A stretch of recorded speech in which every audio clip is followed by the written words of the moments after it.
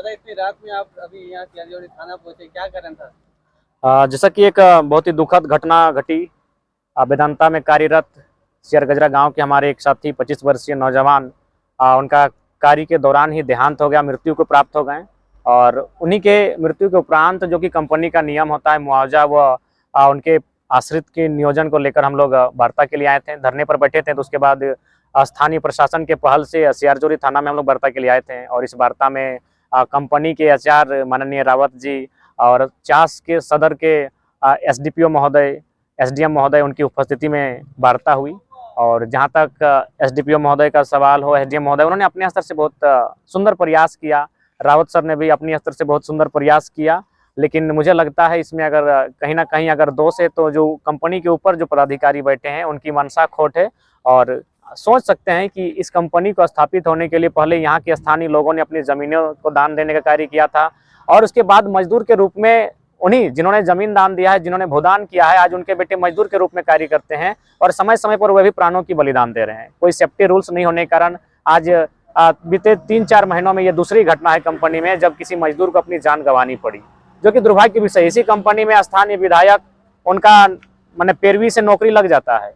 सुनने में बड़ा हंसी का विषय है कि कोई डीसी और एसपी हैं, आईएएस और आईपीएस रैंक के अधिकारी, उनकी पत्नियां यहाँ 90,000 95,000 की सैलरी उठा रही हैं, तब कोई प्रोटोकॉल और रूल नहीं बनता है। लेकिन जब एक मजदूर अपनी मजदूर मौत के बाद जब अपने आश्रितों के लिए एक नौकरी की बात उनके आश्रित करते हैं, तब यहाँ बहुत सारा प्रोटोकॉल आता है। प्राइवेट की बात करते हैं, ठेकेदारी की बात करते हैं, लेकिन वेदांता में अस्थायी नौकरी की बात नहीं कर पाते हैं। तो ये शर्मनाक है और बहुत ही दुर्भाग्यपूर्ण स्थिति है कि हमारी जान जाने के बाद भी जिस जमीन को हमने दिया है कंपनी को अपनी उन्नति के लिए, उस पर अगर हमारा ऐसा हाल है तो कहीं ना कहीं शर्मनाक है, बहुत दुर्भाग्य है। और भारत के संवैधानिक देश में एक सवाल खड़ा होता है कि यहाँ डीसी की मैडम, डीसी की पत्नी, एसपी की पत्नी यहाँ बिना किसी योग्यता के, बिना किसी आधार के, बिना किसी माने प्रक्रिया के कार्यरत है, लाखों की सैलरी उठा सकती है। लेकिन जो इंसान जिन क्षेत्र में आज कार्य कर रहे हैं, लोकल व्यक्ति जिन्होंने पूर्वजों ने जमीन दान देने का काम किया है, आज उन्हें जान दे रहे हैं और आज उन्हें ना मुआवजा मिल पा रहा है, ना मरने के उपरांत उन्हें एक आश्रितों को नियोजन मिल पा रही। तो उसी क्रम में आज हम लोग वार्ता के लिए बैठे थे। हालांकि एसडीएम महोदय का आभार करेंगे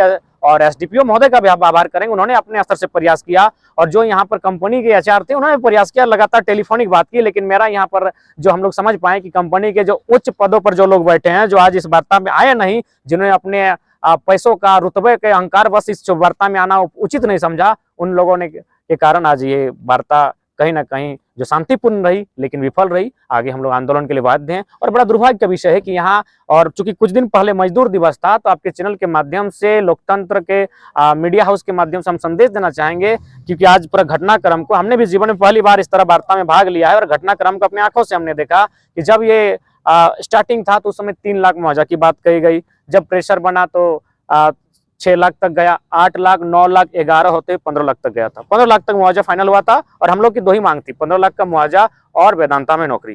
तो अस्थायी नौकरी को लेकर प्रबंधन ने बात को नहीं मानी, अतः आज की वार्ता विफल रही। हम लोग आंदोलन के लिए बाध्य हैं और आगे का आंदोलन हम लोग का चलेगा।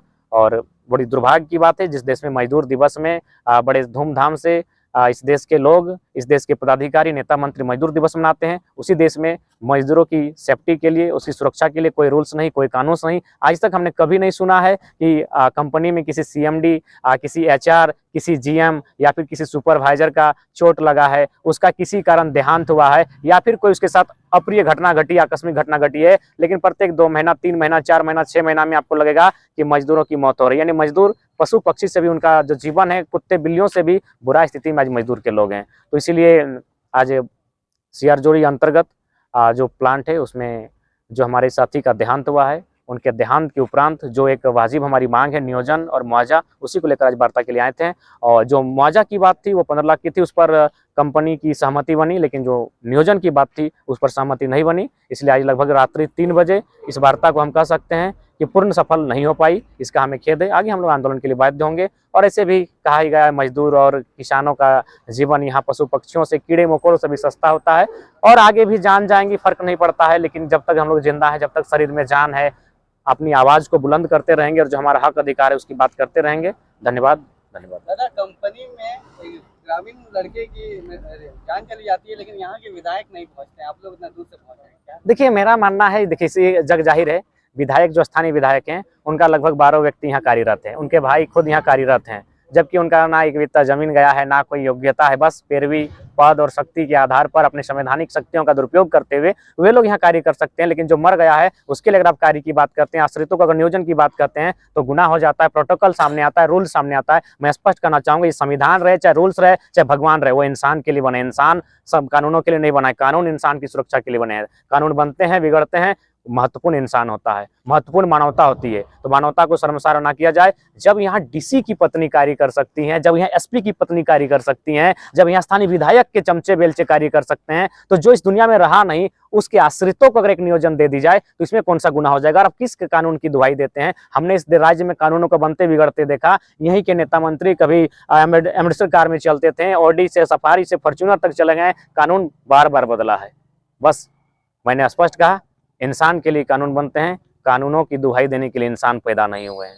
दादा इसके बाद आगे क्या करेंगे? यहाँ पे वार्ता हुआ, बहुत लंबा चला, अब आगे क्या करने जा रहे हैं? लगभग रात भर वार्ता चली। हाँ, लगभग रात भर वार्ता चली, 12 बजे से लगभग 3 बजे हो चुका है और वार्ता कहीं ना कहीं अंतिम समय पर आकर विफल रही। तो आगे जो इस लोकतांत्रिक देश में एक आम व्यक्ति, एक मजदूर का हथियार है आंदोलन है, आंदोलन के माध्यम से हम लोग अपनी अधिकारों को मांगने का प्रयास करेंगे, आंदोलन स्वतः चलता रहेगा। दादा जो साथी लोग हैं जो देख रहे हैं, अभी तो सोए होंगे, जो सुबह में देखेंगे तो उन लोग को क्या संदेश देना चाहेंगे?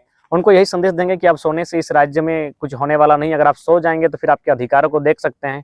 डीसी और एसपी की पत्नियां नौकरी ले लेती हैं, विधायक के जो योग्यता नहीं रखते हैं उनके चमचे बेलचे यहाँ नौकरियां कर लेते हैं। लेकिन आप पढ़े लिखे होने के बावजूद भी आपको इस राज्य में मैंने दर दर की ठोकरें खानी पड़ेगी और बेरोजगारी का दंश झेलना होगा। तो उनसे यही कहेंगे, सोने का वक्त नहीं, ये जागने का वक्त है, अपने अधिकारों के लिए सचेत होने का वक्त है। अगर आज सचेत नहीं होते हैं तो आने वाला इसी तरह, कभी हमारे पुरखों ने जमीन दिया है, समय समय पर हम मजदूर के तौर पर अपनी जान देने का काम करेंगे और फाइनली एक दिन हमारे पास यातना, दर्द, पीड़ा के अलावा कुछ नहीं बचेगा।